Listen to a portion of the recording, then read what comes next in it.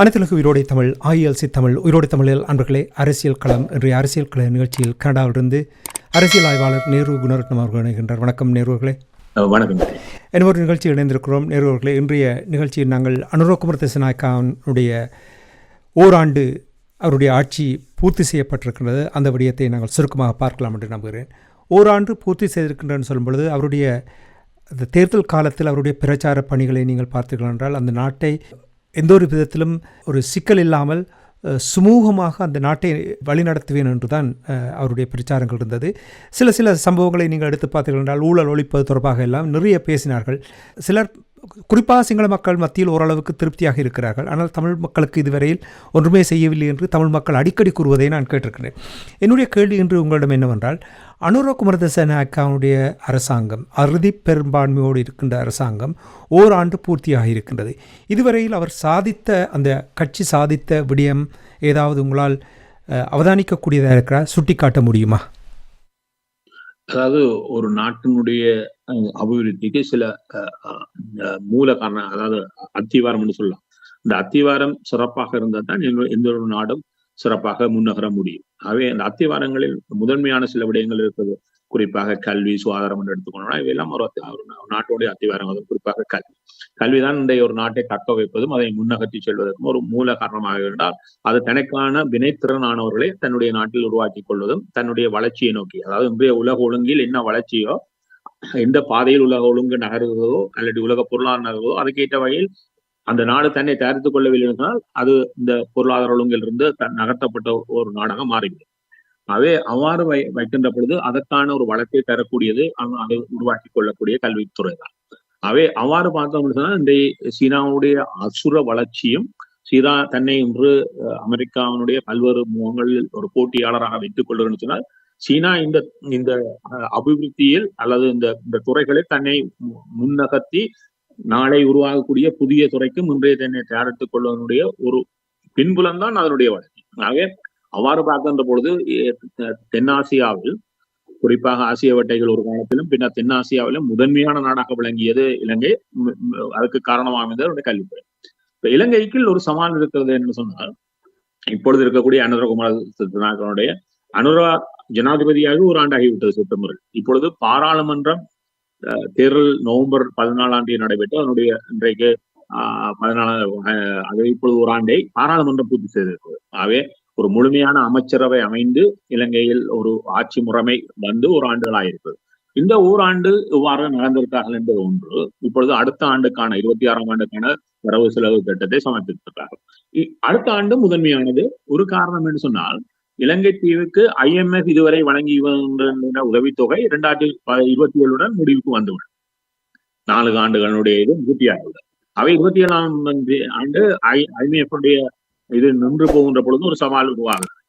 28ஆம் ஆண்டு அவர்கள் வாங்கிய கடனை மீண்டும் கொடுப்பதற்கான காலம் வருகிறது. இதற்காகத்தான் பல நாடுகள் காத்து கொண்டிருக்கிறார். இப்பொழுது இந்தியாவுடன் ஒரு முருகல் நிலை. இந்தியா அவ்வளவு மகிழ்ச்சியாக இல்லை இப்பொழுது இருக்கக்கூடிய ஆட்சியுடன். சீனா ஒரு மகிழ்ச்சியாக இல்லை ஆட்சியுடன். இவர்கள் எல்லாம் இன்றை காத்து கொண்டிருக்கிறார்கள். சரி, 28ஆம் ஆண்டு வருகின்ற பொழுது நீங்கள் அதிகம் கடன் கொடுக்க வேண்டிய நாடுகளாக சீனா, இந்தியா இருக்கிறது. நாங்கள் உங்களை அப்பொழுது இறுக்கிக் கொள்கிறோம், என்ன செய்ய போகின்ற ஒரு கடுப்பில் இருக்கிறார்கள். அவை 28ஆம் ஆண்டு என்பது இலகுவாக கடந்து சென்றாது. பல சவால்களுக்கு முகம் கொடுக்கக்கூடிய ஆண்டாக அல்லது மாறிப்போம். 29ஆம் ஆண்டு ஜனாதிபதி பாராளுமன்ற தேர்தல். ஆகவே இந்த 26 தான் ஒரு ஆண்டு இருக்கிறது இவர்களுக்கு தங்களை சுராகரித்துக் கொள்வது. சரி, அவ்வாறு வைத்துக் கொள்வோமாக இருந்தால் இந்த சுதாகரிப்பில் இவர்கள் எங்கு இருக்கிறார்கள்? இவர்கள் பல விடயங்களை சொன்னார்கள். நீங்க சொன்னது போல ஊழலை ஒழிப்போம், இதெல்லாம் இவர்கள் தேர்தலில் வழங்கிய வாக்குறுதிகள். எங்களுடைய பொருளாதாரத்தை கட்டி எழுப்புவோம், மக்களுக்கு சார்ந்த கல்வி முறைமைக்குள் நாங்கள் பெரிதாக முதலீடுகளை செய்வோம், இது இவர்களாக சொன்னார்கள். இந்த கல்வி முறைமைகள் சவால் இருக்கிறது, அதை நாங்கள் முழுமையாக மக்கள் சார்ந்த ஒரு கல்வி முறையாக மாற்றி அமைப்போம் என்று இவர்கள் தான் சொன்னார்கள். ஆகவே அதே நேரம் சொன்னார்கள், ஒரு அரசியல் ஆப்பை கொண்டு வருவோம், அதிகாரங்களை பகிர்ந்து கொள்வோம், அதே நேரம் இந்த மிகவும் மோசமான பயங்கரவாத தடை சட்டத்தை முழுமையாக நீக்குவோம் என்று சொன்னார். இப்பொழுது பாருங்கள், பயங்கரவாத தடை சட்டம் ஒரு ஆண்டுகளாக அவ்வாறு இருக்கிறது. குறைந்தபட்சம் இந்த பயங்கரவாத தடை சட்டத்தை புதிதை கொண்டு வந்து அதை நிறுத்துவோம் என்று சொன்னவர்கள் அதை பயன்படுத்தாமல் கூட இருந்திருக்கலாம். ஆனால் கடந்த ஆண்டிலும் பார்க்க, 24ஆம் ஆண்டிலும் பார்க்க அதிகமானவர்கள் கைது செய்யப்பட்டது பயங்கரவாத சட்டத்திட்டங்கள் இந்த ஆண்டுதான் 25 24 பார்க்க அதிகம். அதை செய்தவர்கள் யாரும் அவர்கள் செய்தாங்க. நீங்கள் என்ன செய்தீர்கள்? அப்ப நீங்கள் இந்த பயங்கரவாத தடை சட்டத்தை நீக்குவோம் என்று சொல்ல உடனடியாக நீக்கவே இல்லை.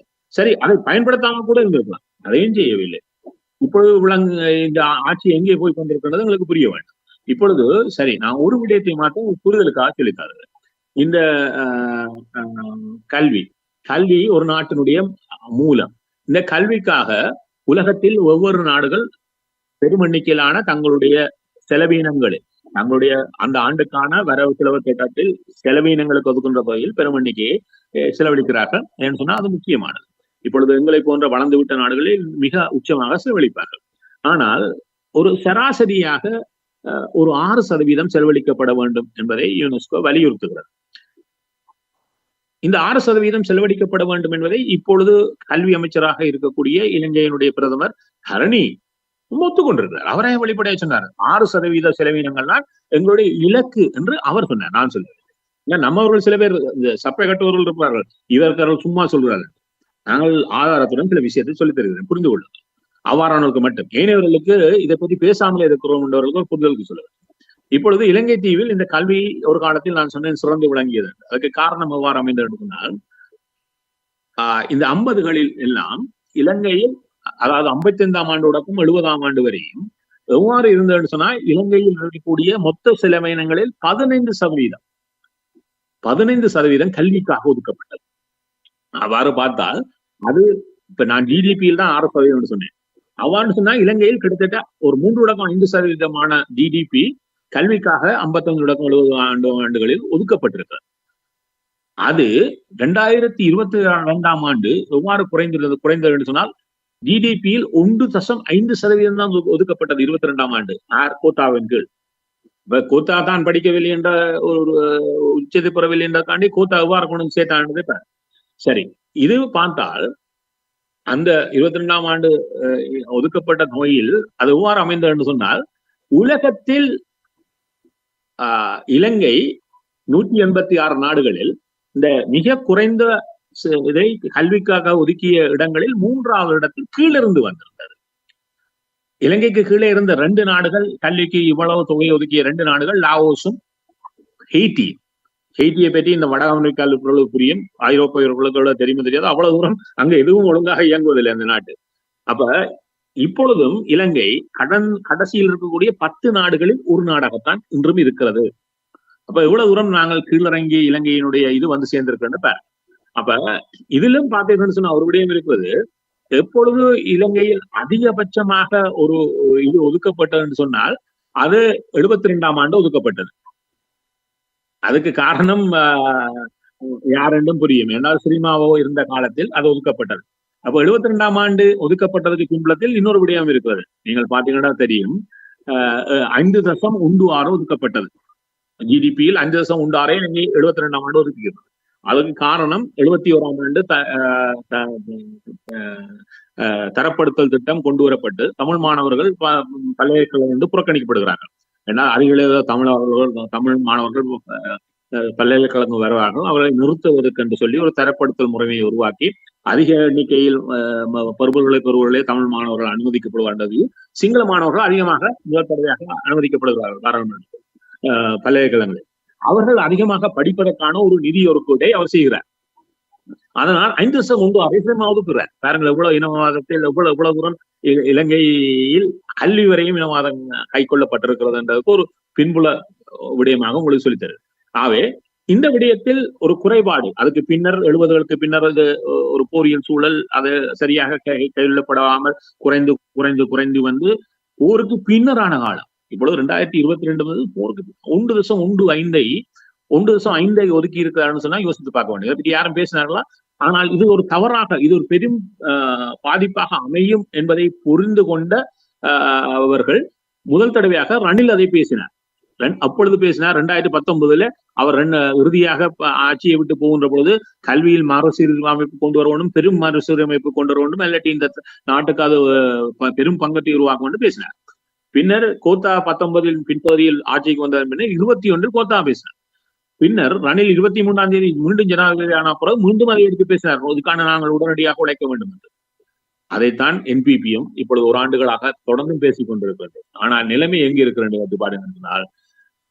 நான் சொன்னேன், ஹரணி சொன்னார் இப்படி நாங்கள் 6% ஒதுக்குவதுங்க நம்முடைய யூனிசெஃப் சொன்ன 6% நாங்கள் எட்டுவோம் என்று சொன்னார். ஆனால் கடன் இந்த ஆண்டு 25ஆம் ஆண்டு அவருடைய நிதி ஆண்டு, அவர்கள் இதுக்கு நிதி ஒதுக்கிய ஆண்டு. இந்த ஆண்டில் அவர்கள் இதற்காக செலவிட்ட இது 2% ஒதுக்கினார்கள் ஜிடிபி. ஒதுக்கிவிட்டு ஹரணி சொன்னார், பார்த்தீர்களா நாங்கள் இதுவரை ஒதுக்கப்பட்டது அதிகம் என்று சொன்னார். அது தவறு. அதாவது கடந்த 5 ஆண்டுகளில் ஒதுக்கப்பட்டது அதிகம். ஆனால் நான் சொன்னேன் 5% எல்லாம் ஒதுக்கிய ஆண்டுகள் இருக்கிறது இலங்கை தீவில். 70களுடைய நடப்பதி வரையும் அவ்வாறுதான் அது நகர்ந்து வந்தது. ஆனால் அதுக்கு பின்னர் தான் அது வீழ்ச்சி அடைய ஆரம்பித்தது. அவை 2% என்பது சமீப 5 ஆண்டுகளில் அதிகரித்த தொகையாக 2% ஒதுக்கினார்கள். ஆனால் இலங்கையில் நடைபெற்ற ஒரு விடயம் என்று சொன்னால், இவர்கள் ஒதுக்கிய பணத்தை முழுமையாக இந்த ஆண்டு செலவழிக்கவில்லை. கல்விக்கு மட்டுமல்ல, இது பல இடங்களில் நடைபெற்ற ஒரு விடயம். இது இன்று வரையும் பேசு பொருள் அல்ல. என்று சொன்னால், இதற்காக பேசக்கூடிய அமைச்சர் விமல் ரட்நாயக்கர், அதிகம் பேசப்படுகின்ற ஒரு அமைச்சர். அவர் ஒரு முறை ஒன்றை சொன்னார், நாங்கள் செப்டம்பரில் வைத்து சொன்னார், நாங்கள் ஒதுக்கிய பணத்தில் பெரும்பான்மையானவற்றை செலவழிக்கவில்லை தான். இந்த ஜூலை வரையும் இந்த ஆண்டுக்காக ஒதுக்கிய நிதியில் 20% தான் செலவழித்திருக்கிறோம் என்று சொல்லிவிட்டு அதுக்கு ஒரு காரணமும் சொன்னார். ஏனென்று சொன்னால், இந்த ஆண்டு இவர்கள் முதல் 4 ஆண்டுகளுக்கு ஒரு குறை மதிப்பீட்டு வரவு செலவு திட்டம் கொண்டு வந்தார்கள். 4 ஆண்டுகளுக்கு மாதங்களுக்கு. பின்னர் மார்ச் ஏப்ரலில் தான் ஆண்டுக்கான ஏனைய 8 மாதங்களுக்கான முழுமையான வரவு செலவு திட்டத்தை சமர்ப்பித்தார்கள். அதில் ஒரு நீண்ட அதனால் அது பின்னர் வந்தபடியால் நாங்கள் சரியாக திட்டமிடவில்லை அமைச்சுகளை. அதுவும் ஒரு தவறான கருத்து. என்னன்னு சொன்னால், 4 மாதங்களுக்கு என்று சொல்லி 1,60,000 கோடியை ஒதுக்கினீர்கள். அவை புற திட்டமிடுவதற்கு என்ன இருக்கிறது?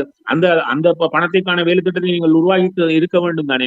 இதை மையப்படுத்தியதாக ஆண்டுக்கான ஒரு நீண்ட பார்வையுடன் சரியான திட்டமிடல் செய்யப்பட்டிருக்கும். ஆனால் அதை ஒரு காரணமாக காட்டினார். அதனால் தான் எங்களால் ஜூலை வரையும் 20% செலவழிக்கப்பட்டது, ஏனையவற்றை செலவழிக்க முனைவோம் என்று சொல்லி தப்பிக்கொண்டார். அதுக்கு ஒரு காரணம் சொன்னார். நாங்கள் இப்பொழுதுதான் ஆட்சிக்கு வந்திருக்கிறோம், எங்களுக்கு ஆட்சி பழக்கம் இல்லை. அதை தெளிவாக்கினார். We have learned something because we have never been in government. அது அவருடைய என்னுடைய வசனம் இல்லை. We have learned something because we have never been in government. சரி, நீங்கள் அரசாட்சியில் இருந்ததில்லை, ஆனா அரசாட்சிக்கு வர வேண்டும் என்று தானே 40 ஆண்டுகளா கனவு கண்டு கொண்டிருந்தீர்கள். அப்ப நீங்கள் திட்டமிட்டிருப்பீர்கள் தானே, ஆட்சிக்கு வந்தா என்னென்ன எல்லாம் மாற்றுவோம் என்று தானே நீங்கள் வாக்குறுதி வழங்கினீர்கள். வாக்குறுதி வழங்கினவர்கள் அதுக்கான திட்டமிடலை செய்யவில்லை என்பதை நீங்கள் ஒரு 8 மாதங்களுக்கு பின்னர் அல்லது ஓராண்டுகளை ஜனாதிபதி ஓராண்டை பூர்த்தி செய்கின்ற பொழுது ஒரு காரணமாக சொல்லுகின்ற பொழுது உங்களுக்கு வெக்கமாக இல்லை? அப்ப இதே ஹரணி சொன்னார். என்று சொன்னால், என்னுடைய அமைச்சர் கல்வி அமைச்சிலும் கூட முழுமையாக செலவழிக்கக்கூடிய சூழல் இல்லாமல் தான் இருக்கிறது. ஆனால் குறைந்தபட்சம் ஒதுக்கப்பட்ட தொகையில் 80% இந்த ஆண்டு நான் செலவழிக்க முயலுவேன் என்று தான் சொன்னார். சரி, 80%, 2% ஒதுக்கினீர்கள், 80% தான் இப்பொழுது செலவழிக்க போறேன்னு சொன்னால், இந்த ஆண்டு கல்விக்காக செலவழிக்க போகின்ற தொகை எவ்வளவு? 1.6%. அப்ப நீங்களும் 1.6% தானே செலவழிக்கிறீர்கள். கடந்த ஆண்டு 24ஆம் ஆண்டு ரணில் கொடுத்த வரவு செலவு திட்டத்தில் எவ்வளவு கல்விக்காக ஒதுக்கினார்னா 1.83. இப்பொழுது ரணில் ஒதுக்கிய 1.83 கூட உங்களால் இந்த 25ஆம் ஆண்டில் எட்ட முடியவில்லை. அதுக்கு என்ன காரணம்? திட்டமிடலில் இருக்கக்கூடிய சவால் தான். ஏன்னு சொன்னால், அதுக்கு அவர்களை காரணம் சொல்றாரு. நாங்கள் இப்படிதான் ஆட்சிக்கு வந்திருக்கிறோம், ஆட்சி செய்வது என்னன்றது எங்களுக்கு தெரியவில்லை, இப்பொழுதுதான் கற்றுக்கொள்ளுகிறோம் என்கிறார் அமைச்சர். We have learned something. அப்ப நீங்கள் எப்பொழுது கற்றுக்கொள்ள போகிறீர்கள்? சரி, நீங்கள் கற்றுக்கொள்வது சரியாக இருந்தால் இந்த கல்வியில் எவ்வளவு சிக்கல் இருக்குன்னு சொல்லுகிறேன். நீங்கள் இலங்கை கடைசி இதில் இருக்கிறது. அவ்வாறு இருந்தால் நீங்கள் இதிலிருந்து கற்றுக்கொள்ளக்கூடிய பாடத்திலிருந்து முன்னகருவதாக இருந்தால் அது உங்கள் திட்டமிடலில் வெளிப்பட வேண்டும். அவ்வாறான திட்டமிடல் உங்களிடம் இருக்கிறதா என்று நான் தேடி பார்த்தால் அந்த திட்டமிடல் சவாலுக்குள்ளேயே இருக்கிறது. இப்பொழுது ஒரு விடயத்தை பாருங்கள். இலங்கையில் இன்றைக்கு அனுரா இந்த வரவு செலவு திட்டத்தை கொடுக்கின்ற பொழுது ஒரு விடயத்தை லாபகமாக கடந்து சொன்னார். அவர் என்ன சொன்னார்ன்னு சொன்னால், கடந்த ஆண்டு 24ஆம் ஆண்டு இறுதி காலாண்டு, ஏன்னா ஒரு வரவு செலவு திட்டத்தை 4 காலாண்டுகளாக பார்ப்போம். முதல் காலாண்டு மார்ச் வரையும், 2வது காலாண்டு ஜூன்ல முடியும், 3வது காலாண்டு செப்டம்பர், கடைசி காலாண்டு டிசம்பர். சரி, 4வது காலாண்டு இவர்கள் ஆட்சியில் இருந்த காலம். அக்டோபர், நவம்பர், டிசம்பர் அவர் பாராளுமன்றம் பின்னே வந்தது நவம்பர். அப்ப சொன்னார், அந்த காலாண்டில் 4.8% வளர்ச்சியை இலங்கை கண்டது. ஏதோ தங்களுடைய காலத்தில் அதுதான் அந்த ஆண்டினுடைய முயற்சி என்று அதை போல சொன்னார். ஆனால் இதை பேசுகின்ற பொழுது இந்த நவம்பரில் பேசுகிறார். ஐயா, இந்த 25ஆம் ஆண்டில் முதல் காலாண்டு, 2ஆம் காலாண்டு, 3ஆம் காலாண்டு முடிந்திருக்கிறது. அதுக்கும் ஒரு வளர்ச்சி வீதம் உங்களிடம் இருக்கிறது அல்லவா? ஏன் அதை பேசவில்லை? ஏன் பேசவில்லை என்றால் பேச முடியாது. பேசினா அந்த 4.8% கீழே இறங்கி வந்திருக்கிறீர்கள். அப்ப அது உங்களுக்கு அது பாதிப்பாக அமைகிறது என்ற பொழுது அது தவிர்க்கப்படுகிறது பேசுவது. இது யாரும் கண்டுகொள்ளவில்லை. இதுதான் எங்களிடம் இருக்கக்கூடிய மிக மோசமான நிலை என்று சொன்னால், நான் 2 பொருளியல் பேராசிரியர்களை பார்த்தேன். அவருடைய கருத்தை ஒருவர் ஆதரவாக பேசுகிறார், ஒருவர் இருந்து பேசுகிறார். ஆனால் உள்ளே இருக்கக்கூடிய உள்ளுட்டே பேசுவதா? இப்பொழுது இதை சொன்ன அனுரா என்ன சொன்னார் என்றால், இன்னொன்றை சொல்லி தந்தார். அடுத்த ஆண்டு, இப்பொழுது இதே அமைச்சர் விமல் சொன்னார், அடுத்த ஆண்டு நாங்கள் 5% எட்டுவோம் என்று சொன்னார் முதல் அவர். இவர் சொல்லுகிறார் 6% எங்களுடைய இலக்கு ஆக இருக்கும் என்று. இலக்கு கட்டுத்தனமாக சொல்லுகிறார் இலக்கு. ஆனால் அடுத்த ஆண்டில் எங்களுடைய பொருளாதார வளர்ச்சி வீதத்தை உலகத்தில் இருப்பவர்கள் கணிப்பிட்டு சொல்லுகிறார். இப்பொழுது இருக்கக்கூடிய சூழ்நிலை வைத்துக்கொண்டு IMF என்ன சொல்லுகிறது? அடுத்த ஆண்டு இலங்கையுடைய பொருளாதார சதவீதம் 3.1 தான் என்று சொல்லுகிறது. உலக வங்கி 3.1 தான் உலக வங்கின்னு சொல்லுகிறது. ஆசிய அபிவிருத்தி வங்கி 3.4 என்கிறது. பிட்ச் ரேட்டிங் 3.2 என்கிறது. 3 4 கூட்டி பாருங்கள், எல்லாம் 3.5 கீழே தான் நிற்கிறது. அப்ப 6க்கும் 3.5க்கும் கீழே இருப்பதற்கும் என்ன வித்தியாசம்? எவ்வளவு பெரிய வித்தியாசம் ஒரு பொருளாதார வளர்ச்சி. இப்ப இந்த பொருளாதார வளர்ச்சி அடுத்த ஆண்டு தக்க வைக்க முடியாமல் போகின்ற பொழுது ஆட்சியில் இருப்பவர்களுக்கு அது எவ்வளவு சவாலை கொண்டு வரும்.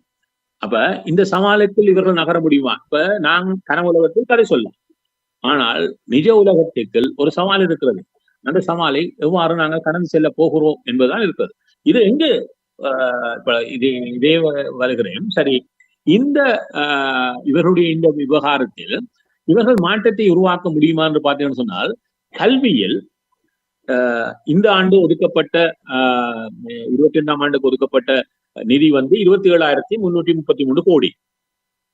அடுத்த ஆண்டு பார்த்தீங்கன்னு சொன்னால் அது 30,100 கோடியாக தான். ஆக 3,000 கோடிகள் தான் அதிகரிக்கப்பட்டிருக்கிறது. இலங்கையினுடைய செலவீனங்கள் ஆண்டுக்கு ஆண்டு தொடர்ந்து அதிகரித்து செல்கிறது. அவை செலவீனங்களுடைய தொகை அதிகரிக்கின்ற பொழுது, வளர்ச்சி சற்று அதிகரிக்கின்ற பொழுது, இந்த 3,000 என்பது அதே 2% தான் நின்று கொள்ளும். மேலதிகமாக அது எடுத்து செல்லும். அப்ப சரி, அடுத்த ஆண்டு நீங்கள் ஒதுக்கவில்லை. சரி, அதுக்கு அடுத்த ஆண்டு பார்த்தால் 27ஆம் ஆண்டுக்கு 33,400 கோடியை தான் ஒதுக்குறீர்கள். மீண்டும் 3,000 கோடி தான் அதிகரிப்பு. சரி, 28ஆம் ஆண்டுக்கு எப்படி பார்க்கணும்னு சொன்னால் அது 36,600 கோடி என்று எதிர்கொள்வீர்கள். அதுவும் ஒரு 3,000 கோடியை தான் நீங்கள். அப்ப உங்களுடைய திட்டமிடல் அடுத்து வரக்கூடிய உங்களுடைய முழுமையான இந்த ஆட்சி காலத்தில் கல்வித்துறையில் பெரும் முதலீட்டை செய்து இந்த வீழ்ந்து உலகத்தில் அடி பாதாளத்தில் இருக்கக்கூடிய இந்த கல்வித்துறையை மீண்டும் நிமித்துவதற்கான எந்த ஒரு திட்டமும் உங்களிடம் இல்லை என்பதை உங்களுடைய இந்த எதிர்கூறுகள் தெளிவாக காட்டுகிறது. நீங்கள் கூறிய விடயங்கள் அதிர்ச்சியாகத்தான் இருக்கின்றன. என்றால் ஹரணி அம்மையார் ஆட்சிக்கு வந்த காலத்திலிருந்து அல்லது அதற்கு முன்னதாக தேர்தல் பிரச்சார காலத்திலிருந்து கூட கல்வித்துறையில் அவர் மிகவும் ஒரு ஆவலாக செயல்பட்டது போல் இருந்தது. ஆனால் நீங்கள் கூறியது போல் ரணில் இருந்த காலத்தில் 1.83 ஒதுக்கப்பட்டு செலவழித்தது அதிலும் பார்க்க குறைவு என்று சொல்லும் பொழுது ஆச்சரியமாகத்தான் இருக்கிறது. நிகழ்ச்சி என்று கொண்டாடு. இப்போ நீங்கள் பேசிக்கொண்டிருக்கும் பொழுது கூறினீர்கள், ஏற்பட்டிருக்கும் நிலையில் IMFக்கு கடனை கட்ட வேண்டும் 2028 என்று நீங்கள் கூறும் பொழுது, அப்படி கடன் கொடுக்க முடியாவிட்டால் என்ன நடக்கும்? இப்பொழுது IMFக்கு மட்டுமல்ல, இப்பொழுது ஏனைய நாடுகளுக்கும் கொடுக்க வேண்டும். ஏன்னா எல்லாரோடையும் ஒரு ரீஸ்ட்ரக்சரிங் செய்தவர்கள், மறுசீரமைப்பு கொண்டு செய்தவர்கள் இந்த கடனை திருப்பி கொடுப்பது எல்லாத்தையும் 28ஆம் ஆண்டு வரையும் தள்ளி வைத்திருக்கிறோம். அதாவது ஆண்டாக கொடுத்து வந்திருந்தால் கொஞ்சம் கொஞ்சமாக கொடுத்திருக்கலாம். இப்பொழுது ஒட்டுமொத்தமாக கொடுக்க வேண்டிய ஆண்டாக 28 நிற்கிறது. இப்பொழுது நீங்கள் யாரிடமெல்லாம் சரியான அவர்கள் விரும்புகின்ற வகையில் இணங்கி போகவில்லையோ அவர்கள் எல்லாம் கழுத்தை நெருக்குவதற்கு 28ஆம் ஆண்டுக்கு காத்திருக்கிறார்கள். அது இந்தியா காத்திருக்கிறது, சீனா காத்திருக்கிறது, ஏனைய வட்டங்கள் காத்திருக்கிறது, தனியார் அதாவது உலகத்தில் இருக்கக்கூடிய பல வங்கிகளிடம் போய் கடன் வாங்கினர் அவர்கள் காத்திருக்கார்கள். இவர்கள் எல்லாம் உங்களை நெருக்குகின்ற பொழுது IMF இப்பொழுதுக்கு எல்லா இடமும் நெருக்கின்ற பொழுது என்ன வரும்? மூச்சு விடுவதற்கு நீங்க சிரமப்பட போகிறீர்கள். இப்பொழுது ரணில் ஒரு நம்பிக்கையை தந்திருக்கிறார், நாங்கள் இதைக்காக தயாராகி கொண்டிருக்கிறோம், அந்த காசை உடனடியாக கொடுத்து விடுவோம். நல்ல விஷயம், கொடுப்பீர்கள். கொடுப்பதற்கு எங்கிருந்து அவற்றை பெற்றுக்கொள்ள போகிறீர்கள் என்பதுதான் இருக்கிறது. இப்பொழுது இலங்கை தீவுகள் இவர்களுக்கு பல சவால் இருக்குது. இப்பொழுது பாருங்கள், 2012ஆம் ஆண்டு இலங்கையினுடைய மத்திய வங்கியை சொல்லுகிறது 20% அதாவது இலங்கையினுடைய மேலே இருக்கக்கூடிய மொத்த சனத்தொகையில் மேலே இருக்கக்கூடிய அதிக சிறப்பாக இருக்கக்கூடிய 20% 54.1% வருவாகி அவரிடம்தான் இருக்கிறது. இலங்கையினுடைய மொத்த வருவாயில் 54.1% மேலே இருக்கக்கூடிய 20% மக்களிடம் இருக்கிறது. கீழே இருக்கக்கூடிய 20% மக்களுடைய வாழ்விலை 4.5 தான் இருக்கிறது. அதாவது பணக்காரன் உச்சமான பணக்காரன் என்றால் ஏழையாக இருக்கான். இது 2012ஆம் ஆண்டு அவருடைய ஒரு அறிக்கை. ஆனால் இந்த எண்ணிக்கை மிக வேகமாக நிறைய மாறிவிட்டது இந்த கடந்த 12 ஆண்டுகள். அந்த மேலே இருப்பவருடைய எண்ணிக்கையில் என்னுடைய இது இன்னும் அதிகமான வருவாயாக, கீழே இருப்பவர்கள் இன்னும் கீழே வாயை சென்று விட்டார்கள். அதுக்கான ஒரு காரணத்தை உலக வங்கி சொல்லுகிறது. 2024ஆம் ஆண்டு போன ஆண்டு படி இலங்கையில் வறுமை கோட்டுக்கு கீழே இருப்பவருடைய எண்ணிக்கை 24.5% இருக்கிறது. அதுல இந்த ஃபுட் செக்யூரிட்டி ஒன்று இருக்கிறது. அதாவது அதிகரித்த இந்த பண வருவாயை எதுவும் வாங்க முடியாத சூழலில் இருக்கக்கூடிய மக்களுடைய எண்ணிக்கை 26% அதிகரித்திருப்பதாக அது சொல்லுகிறது. அது இன்னொன்றையும் சொல்லுகிறது. இந்த ஹவுஸ் ஹோல்ட் டெப்ட், அதாவது ஒரு குடும்பத்தினுடைய கடன் தொகை என்று பார்த்தால் 38.5% அதுக்குள் முழுமையாக ஆழ்ந்து போயிருப்பதாக UNDP சொல்கிறது. இப்பொழுது பாருங்கள், இது என்னத்தை சொல்லி நிற்கிறது? இலங்கையை இருக்கக்கூடிய மக்களுடைய நிலை கடந்த 5 ஆண்டுகளில் எவ்வளவு தலைகீழாக மாறி போயிருக்கிறது. அவ்வாறு இருந்தால் இந்த மக்களை தூக்கிவிட்டு, இந்த மக்களை மேலே தூக்கிவிட்டு அவர்கள் தங்களை சுதாகரித்துக் கொண்டு நகர்வதற்கான ஒத்தாசையை இந்த ஆட்சி வழங்குகிறதா என்று பார்த்தால், இவர்கள் என்ன செய்திருக்கிறார்கள்? IMF சொன்னார்கள், IMF கிழித்தறிவோம், அவருடன் ஒப்பந்தத்தை கிழித்தறிவோம் என்றார்கள் ஆரம்பத்தில். பிறகு சொன்னார்கள் அவருடன் பேசி எங்களுக்கு ஏற்ற வகையில் மறுசீரமைப்பு செய்வோம் என்று சொன்னார்கள். எதுவும் நடந்ததா? ஒன்றும் நடைபெறவில்லை. எது எவ்வாறு இருக்கிறதோ ரணில் சொன்னாரோ எதுவும் செய்ய முடியாது சொன்னாரோ அதை அவ்வாறுதான் இந்த ஓராண்டுகளில் கடந்து வந்திருக்காங்க. அவ்வாறு வந்திருப்பதனுடைய விளைவு என்னன்னு சொன்னால், IMF ஏனையவர்கள் வலியுறுத்தியது போல கடன்களை மேலதிகமாக போட்டு வருவாயை கூட்டுவதற்கான முறைமையாக கடனை மட்டும் ஒரு உபாயமாக இவர்களும் கொண்டிருக்கிறார். இப்பொழுது இந்த கடனை இவர்கள் அதிகரித்து வருவதனுடைய விளைவு என்ன செய்கிறது? கீழே விழுந்திருக்கக்கூடிய மக்கள் தங்களை சுதாரித்துக் கொண்டு நிமிர்ந்து செல்வதற்கான இந்த வாய்ப்பையும் அது வழங்கவில்லை. அதற்கான ஒரு பார்வையும் இவரிடம் இருப்பதாக தெரியவில்லை. ஏன்னா இந்த ஓராண்டுகளில் அது வெளிப்படவில்லை. அவ்வாறு இருந்தால் அதை எவ்வாறான சவாலை கொண்டு வந்து சேர்க்கும் என்று சொன்னால், இலங்கை தீவு தன்னை நிலைநிறுத்தி கொண்டு, ஏன்னால் மக்கள் தங்களை சுதாரித்துக் கொண்டு அவர்கள் எப்பொழுது நிமிர்ந்து நிற்கிறார்களோ அப்பொழுதுதான் ஒரு நாட்டினுடைய வளர்ச்சிக்கு அவர்கள் ஒரு காரணியாக மாறுவார்கள். மக்கள் காரணியாக மாறாத வரையும் இப்ப இந்த கம்யூனிஸ்ட்ல அரசாங்கம் எல்லாத்தையும் செய்யும் என்ற காலம் சீனாவிலேயே கிடையாது. சீனாவே நிறைய மாறிவிட்டது. இன்றைய சூழலுக்கு ஏற்றவாறு எவ்வாறு சீனா மாறியதோ அதனுடைய விளைவுதான் அதனுடைய வளர்ச்சி. இவர்கள் இந்த கம்யூனிஸ்ட் சித்தாந்தத்தில் வளர்ந்தவர்கள் இன்று அதை எவ்வாறு அமல் நடத்துவது என்பதில் புரிதல் இல்லாமல் இருக்கிறார்கள். இது குழப்பத்தில் இருக்கிறார்கள் சொல்லுவேன். அவ்வாறு இருந்தால் இந்த மக்களை தூக்கி விடுகின்ற பண்களை நீங்கள் அவர்களுக்கு ஒரு நிவாரணம் வழங்க வேண்டும் சொன்னால், நாடுகள் வளர்கின்ற பொழுது என்ன செய்வார்கள்? ஒரு ரிசர்ஜனுக்கு வருகின்ற பொழுது மக்களிடம் அள்ளி காசு கொடுப்பார்கள், செலவழியுங்கள், நீங்கள் வளருங்கள். அவர்கள் வளர்கின்ற பொழுதுதான் நாங்கள் ரிசர்ஜன் வெளியே வர முடியும், வளர்ச்சி அப்பொழுதுதான் சாத்தியம். இப்பொழுது நீங்கள் இந்த மக்களுக்கான வளர்ச்சிக்கு என்ன செய்ய போகிறீர்கள்? என்ன செய்து கொண்டிருக்கிறீர்கள்? வரிகளுக்கு மேல் வரிகளை கூட்டுகிறீர்கள். அவ்வளவு தூரம் கறந்தெடுக்க முடியுமோ அதை கறந்தெடுக்க பார்க்கிறீர்கள். ஏன்னா அதை ஒரு கௌரவமாக காட்டுறீர்கள். நாங்கள் அதிகரித்த பணத்தை வரிகளினூடாக மக்களிடம் பறித்தெடுத்து விட்டோம் என்று காட்டுறது. இது எவ்வளவு தூரம் உங்களுக்கு வாய்ப்பாக போகிறது? இப்பொழுது இலங்கை தீவில் இருக்கக்கூடிய மக்களுக்கு எல்லா வரியும் போட்டாகிவிட்டது. ஆனால் மறுபுறத்தில் பார்த்தீர்கள் சொன்னால், இந்த வரியை பெற்றுக்கொள்வதற்கான முறைமையாக இனிமேலும் இருப்பது வெளிநாட்டிலிருந்து காசு அனுப்புவதோட அதை இப்பொழுது அடுத்ததாக கையாள போறாங்க. இன்னும் ஒரு ஆபத்து இருக்கிறது. இலங்கையில் வெளிநாட்டிலிருந்து காசு அனுப்புபவர்களிடம்தான் அதிக பணத்தை இலங்கை பெற்றுக் கொள்கிறது. அவ்வாறு வைத்துக் கொண்டால் வரக்கூடிய சவால் என்று சொன்னால், நீங்கள் வெளியிலிருந்து வருடம் இருந்த காசை என்று சொன்னால், அவர்கள் வேலை செய்யக்கூடிய நாடுகளில் அவர்கள் ஏற்கனவே அந்த நாட்டுக்கு ஒரு வரியை கொடுக்க வேண்டிய கட்டாயத்தில் இருக்கிறார்கள். அவ்வாறு அந்த நாடுகள் அதை பெற்றுக்கொள்ளும். இதை சொல்வது டபுள் டாக்ஸேஷன் என்று. அவர்கள் அங்கேயும் வரியை கொடுத்து தங்களுடைய பணத்தை நாட்டுக்கு அனுப்புகின்ற பொழுது நீங்கள் இங்கேயும் வரி அதற்கு போடுகிறோம் என்று சொன்னால் அவர்களிடம் மிஞ்ச போவது ஒரு சொச்சம் தான். அவ்வாறு இருந்தால் அவர்கள் அந்த பணத்தை நாட்டுக்கு அனுப்புவார்களா? ஏன்னா நீங்கள் மீண்டும் இந்த டபுள் டாக்ஸேஷனை சரியாக தங்களை வளர்த்து கொண்ட நாடுகள் எதுவும் செய்வதில்லை. இப்பொழுது நான் கனடாவில் இருந்து அமெரிக்காவில் வேலை செய்யறேன்னு சொன்னால், அமெரிக்கா எனக்கு டேக்ஸ் போட்டுருமா? ஏன்னா அவன் சம்பளம் இருந்தது அவன் தான், அவன் தன் டேக்ஸ் எடுத்துருவான். நான் என்னுடைய நாட்டுக்கு மீதி பணத்தை கொண்டு வருகின்ற பொழுது கனடா என்ன செய்வது சொன்னால், இப்பொழுது அமெரிக்காவில் 20% டாக்ஸ் என்றால் கனடாவில் 25% விட 5% மட்டும் எடுத்துக்கொள்வார்கள், மேலதிகமா எடுக்க மாட்டாங்க. இந்த டபுள் டாக்ஸேஷன் கண்ட்ரீஸ்ல ஒரு முறைமை இருக்கிறது. இவர்கள் அதெல்லாம் செய்வது போல தெரியவில்லை. கறந்தெடுக்கலாம் என்று தெரிகிறார். இவ்வாறான விடயங்கள் பல பாதிப்புகளை இவர்களுக்கான விடயத்தில் உருவாக்கும். ஏன்னா இன்று அதிகம் பணம் வருவதே இலங்கைக்கு இந்த வெளிநாட்டிலிருந்து அனுப்புவருடைய பணம் தான் ஒன்று. ஆகவே இந்த டாக்ஸேஷன் விஷயம் ஒரு தீர்வு அல்ல, அது மிக பாதகமான ஒரு விடயம். அதை புரிதல் இல்லாமல் பயன்படுத்துகிறார்கள், இது ஆபத்தானது ஒன்று. இரண்டாவது விடயம், இலங்கையில் இருக்கக்கூடிய இந்த ஆட்சி முறைமைக்கு பல கோஆபரேஷன்ஸ், அதாவது அரச திணைக்களங்கள் நிறைய வைத்திருக்காங்க.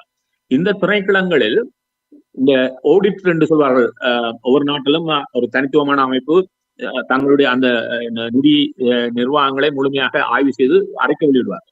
இலங்கையில் இருக்கக்கூடிய இந்த நிறுவனங்கள் கிட்டத்தட்ட 42 நிறுவனங்கள் இப்பொழுதும் அரசு இருக்கிறது. இந்த நிறுவனங்களை எடுத்துக்கொண்டு சொன்னால், இந்த நிறுவனங்களில் இருக்கக்கூடியது இந்த ஆடிட் ரிப்போர்ட் கொடுக்கப்படுவதில் ஆக 26 நிறுவனங்களுக்கு கொடுக்கவே இல்லை. இது அது இல்லாமலே ஓடிட்டு இருக்காங்க. அப்ப ஏன் கொடுக்கவில்லை உங்களால் என்கிற கேள்வி வருகிறது. ஆக வரும் 16 நிறுவனங்கள் தான் அதை சமர்ப்பித்திருக்காங்க. இந்த நிறுவனங்களில் பார்த்தோம்னு சொன்னால் கிட்டத்தட்ட எல்லாம் பெருமளவு பணத்தை இந்த அரசு தொடர்ந்து இழந்து கொண்டிருக்கிறது. ஏன்னு சொன்னால் அந்த நிறுவனங்கள் நட்டத்தில் ஓடிக்கொண்டிருக்கிறது. அதுவும் குறிப்பாக இலங்கையினுடைய மின்சார சபை பெரும் நட்டத்தில் ஓடிக்கொண்டிருக்கிறது. இலங்கையுடைய ஏர்லைன்ஸ், ஸ்ரீலங்கா ஏர்லைன்ஸ் விமான சேவை இழந்து கொண்டிருக்கிறது. பல முக்கியமான நிறுவனங்கள் நிதி இழப்பிலே இருக்கிறது. கடந்த ஆண்டு அவர்கள் இழந்த நிதியிலும் பார்க்க மேலதிகமாக இந்த ஆண்டு இழந்திருக்காங்க 25ஆம் ஆண்டு இவருடைய நிர்வாகத்தின்கள்.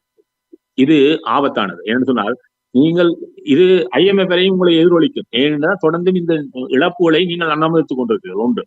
ஏன் அதை உங்களால் சரியாக அதை மாற்றி அமைக்க முடியவில்லை? சரி, கடந்த ஆண்டு அதை இழப்பு இழந்தீர்கள், ஒரு காலம் தேவைன்னு சொல்லலாம். ஆனா கடந்த ஆண்டு பார்க்க இந்த ஆண்டு மேலதிகமாக இழந்திருக்கிறீர்கள். இன்னொன்று இருக்கிறது, இந்த நிறுவனங்களுக்கு மேலதிக கடனை எங்கிருந்து பெற்றிருக்கிறார்கள்? அது இவர்களுடைய காலத்தில் இல்லை, கடந்த ஆட்சிகளிலே எடுக்கப்பட்ட விடயம். இந்த நிதி நிறுவனங்களே இலங்கையில் இருக்கக்கூடிய இலங்கை பீப்புள்ஸ் பேங்கா இருக்கலாம், சென்ட்ரல் பேங்க், இந்த நிறுவனங்களில் இருந்தான் அவர்கள் கடனை பெற்றார்கள். அந்த கடனுக்கு உத்தரவாதத்தை அரசு வழங்கி இருக்கிறது, கடந்த அரசுகள் வழங்கி இருக்கிறது.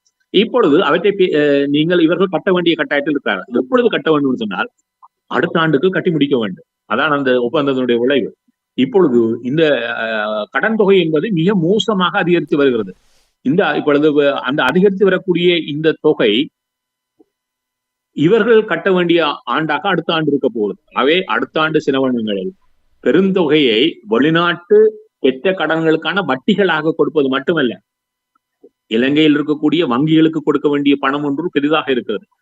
அவை அது ஒரு பெரும் தாக்கத்தை அடுத்த ஆண்டு இவர்களுக்கு வேறொரு விடயத்தில் உருவாக போவதாகவே இந்த ஆட்சிக்கு இந்த வரவு செலவு திட்டம் என்ற மேலெழுந்த பார்வைக்கு கடந்து, இங்கு கொடுத்தார்கள் அங்கு செலவழிக்கிறார்கள் என்பதை கடந்து பொருளாதார ரீதியாக இந்த ஓராண்டு இவர்கள் தங்களை சிறப்பாக அமைத்து செல்வதற்கான முறைமைகள் அமையவில்லை. நான் கல்வியை பற்றி சொன்னேன். இதே போன்ற ஒரு மோசமான சூழலைத்தான் இலங்கை சுகாதார சார்ந்தும் இருக்கிறது. இலங்கையினுடைய சுகாதார செலவீனம் இலங்கை சனத்தொகையில் 60வது இடத்தில் இருக்கிறது. உலகத்தில் 60வது இடத்தில் இருக்கக்கூடிய இலங்கை வேண்டுமென்றால் ஒரு 40வது இடத்தில் தன்னுடைய வெற்றியாக காட்டலாம். அது சிறப்பு. குறைந்தபட்சம் 60வது இடத்துக்கு, ஆனா 60 இடத்துக்கு சறுக்கி செல்வது என்பது ஆபத்தான.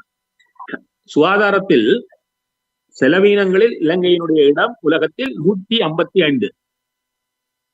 60வது சனத்தொகையை கொண்ட நாடு சுகாதாரத்துக்காக தன்னுடைய நாட்டில் மக்களுக்காக செலவழிக்கின்ற தொகையில், செலவீனங்களுடைய தொகையில் சதவீதத்தில் அது 152வது இடத்தில் இருக்கிறது.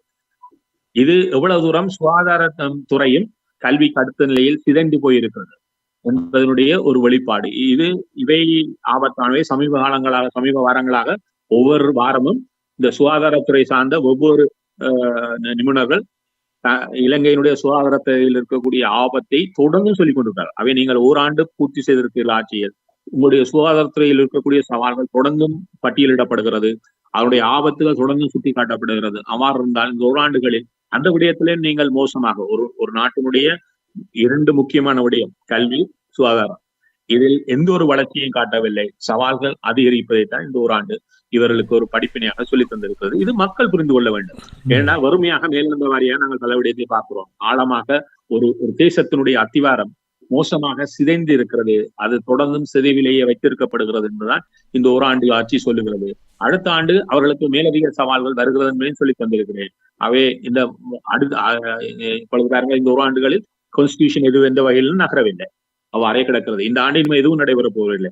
எது இருந்தாலும் அடுத்த ஆண்டு தள்ளி செல்லுகிறது.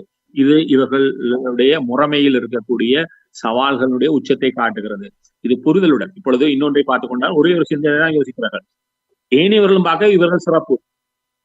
நாங்கள் அதை விவாதத்துக்கு கொண்டு வரவே விரும்பவில்லை. நான் சரி, கோத்தாவிலும் பார்க்க சிறப்பு, ஜனலும் பார்க்க சிறப்பு என்று வைத்துக் கொள்வோம். ஆனால் இந்த சிறப்பு என்கின்ற ஒரு வார்த்தை தீர்வல்ல.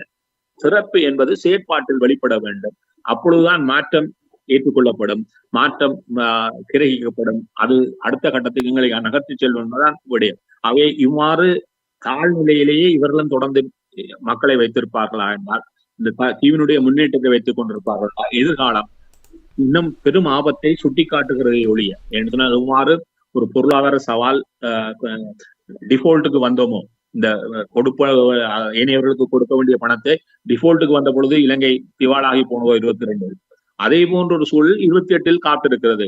ஆகவே மீண்டும் ஒரு டிஃபால்ட். நீங்கள் ஒரு கேள்வி கேட்டீர்கள், கொடுக்காவிட்டால் என்ன ஆகும்? கொடுக்காவிட்டால் டிஃபால்ட்டுக்கு வந்தோம்னா இப்பொழுது இருக்கக்கூடிய ரேட்டிங் எல்லாம் மோசமாக சரிந்தால் முதலீடுகள் வராது, ஏனையவர்கள் கடன் தர மாட்டார்கள். அது எவ்வளவு உச்சமான சவாலை கொண்டு போவோம். ஆகவே தனித்துவமாக நிற்கிறோம் என்றவர்கள் அனைவருடைய காலிலும் விழ வேண்டிய ஆரம்ப நிலைக்கு தள்ளப்படுவார்கள். அவ்வாறு ஏனையவர்களுடைய காலில் விழுந்தால் அவர்கள் சொல்வதை மட்டும்தான் கேட்டாக வேண்டிய சூழல் மீண்டும் உருவாகும்.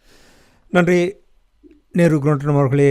அனுரகுமார் திசாநாயக்கா அவர்கள் எதிர்நோக்குகின்ற சவால், அவர் முன்னே இருக்கின்ற சவால்கள் தொடர்பாகவும், ஓராண்டு பூர்த்தியில் என்ன சாதித்திருக்கிறார்கள் என்ற விடயங்களையும், இனி வரவு செலவு திட்டத்தினூடாக அவர்களால் செயல்படுத்த முடியாத விடயங்களையும் எங்களுடைய உறவுகளுக்கு இன்று எடுத்து வந்தமைக்காக உயிரோடை தமிழ் அன்பர்கள் சார்பாக நன்றி கூறிக்கொண்டு மீண்டும் என்பவர் நிகழ்ச்சி இணைந்திருப்போம். அதுவரைக்கும் நன்றி, வணக்கம். நன்றி, வணக்கம். எமது பார்வையாளர்களுக்கு வணக்கம். மக்களின் குரலாய் ஓங்கி ஒலிக்கும் இலக்கு மின்னிதழ் மற்றும் உயிரோடை தமிழ் வானொலி ஆகிய இவ்விரு ஊடகங்களும் உங்களைப் போன்ற எமது நேயர்கள் நண்பர்களின் ஆதரவிலேயே இயங்கி வருகின்றன. மிக குறைந்த வளங்களுடன் பல இடர்கள் மற்றும் தடைகளை தாண்டி பயணிக்கும் எமது ஊடகங்களின் பணிகள் மேலும் வளர உங்களால் முடிந்த நிதியுதவியை வழங்கி இன்னும் காத்திரமான செயற்பாடுகளை முன்னெடுக்க உதவுமாறு மிகவும் பணிவன்புடன் வேண்டி நிற்கின்றோம். உங்கள் பங்களிப்பு உங்களின் உரிமை குரலாய் ஓங்கி ஒலிக்கும். நன்றி.